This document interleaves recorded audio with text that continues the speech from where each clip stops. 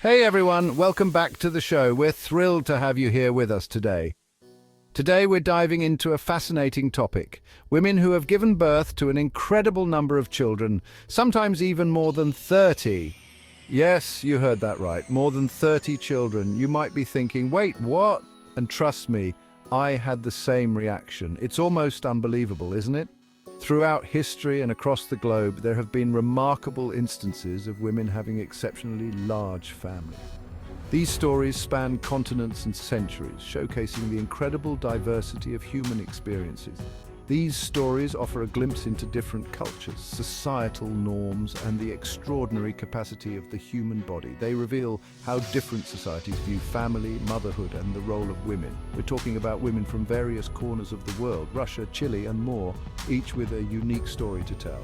Their experiences are as diverse as the countries they come from. Now, I know what you're thinking. Having so many children must come with its own set of challenges and rewards. And you're absolutely right.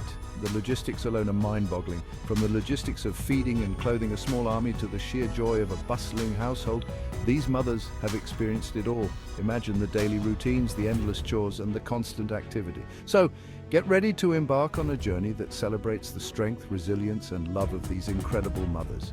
Their stories are filled with heartwarming moments and incredible perseverance. We'll explore their stories, the cultural contexts they lived in, and the support they received, or sometimes didn't receive. It's a deep dive into the lives of these extraordinary women.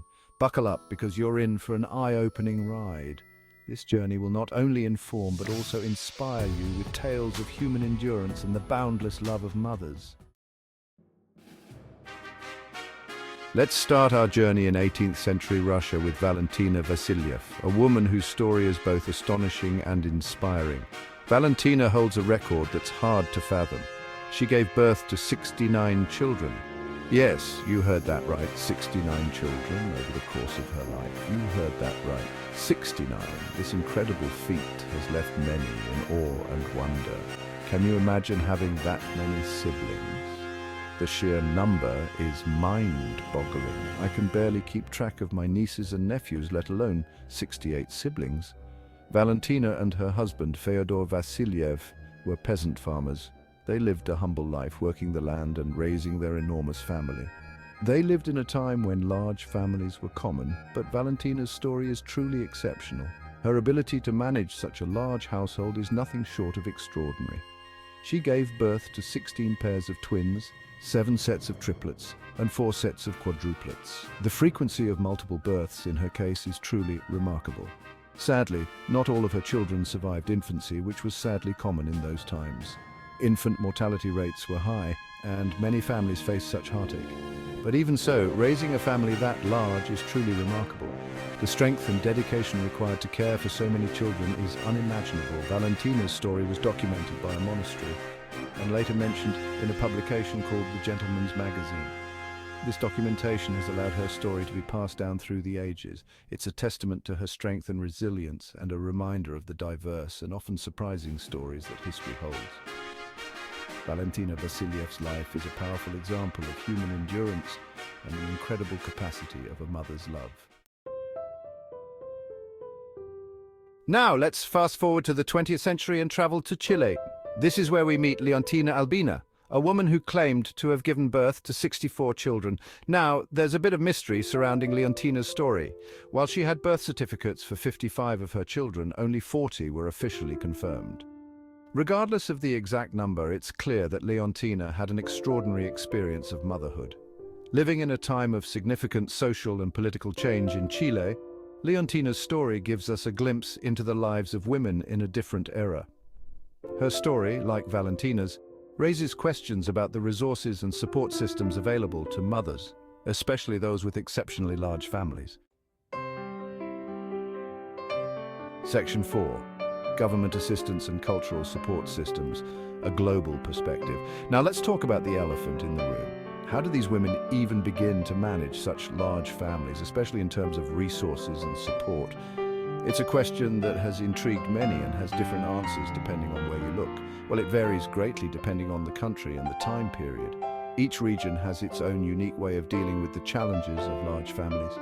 In Valentina Vassiliev's time in 18th century Russia, There wasn't much in the way of government assistance as we know it today. Families had to rely on their own means and the support of their immediate community. Large families were common, and support often came from within the community, extended family, neighbors, and the church. These networks were crucial for survival and well-being. Fast forward to Leontina Albina's time in 20th century Chile, and the landscape began to shift.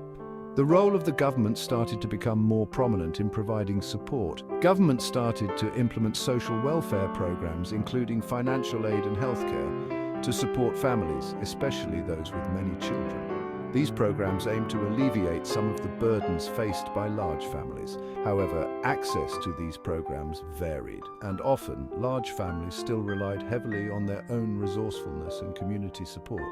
In many cultures, the tradition of self-reliance and mutual aid within the community remains strong even today. Section 5. The joys and challenges of large families, a balanced view. Imagine a house full of laughter, siblings playing together, and endless fun, and the constant buzz of activity and excitement. That's the reality for children growing up in large families, where every day is an adventure. While the challenges are undeniable and sometimes overwhelming, there's also a unique beauty in the bonds formed and the shared experiences that last a lifetime. Of course, large families also face significant challenges and hurdles. Providing food, clothing, education, and healthcare for so many children requires immense resources, both financial and emotional. Parents often make countless sacrifices and work tirelessly to ensure their children's well-being and happiness. Section 6. Maternal health and well-being, a critical consideration. We can't talk about mothers of many without addressing the elephant in the room: maternal health. Carrying and giving birth to multiple children, especially in those times, took an incredible toll on women's bodies. Imagine the physical strain, the potential complications, and the long recovery periods.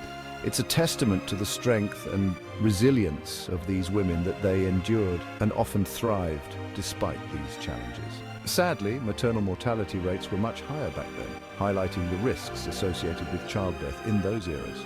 Today, we have access to better healthcare, nutrition, and family planning options. It's crucial that we continue to prioritize maternal health and well-being, ensuring that women have the support and resources they need to make informed choices about their bodies and their families. Section 7. Conclusion: celebrating mothers and advocating for support. These stories of women like Valentina Vasiliev and Leontina Albina offer a glimpse into a fascinating and often overlooked aspect of human experience. They challenge our assumptions about family size, cultural norms, and the capacity of the human body. More importantly, they remind us of the incredible strength, resilience, and love that mothers possess. Whether they have one child or many, mothers deserve our respect, support, and admiration. As we've learned, access to healthcare, education, and social support systems is crucial for the well-being of both mothers and their children. Let's continue to advocate for policies and programs that empower women, protect their health, and create a more equitable world for families of all sizes.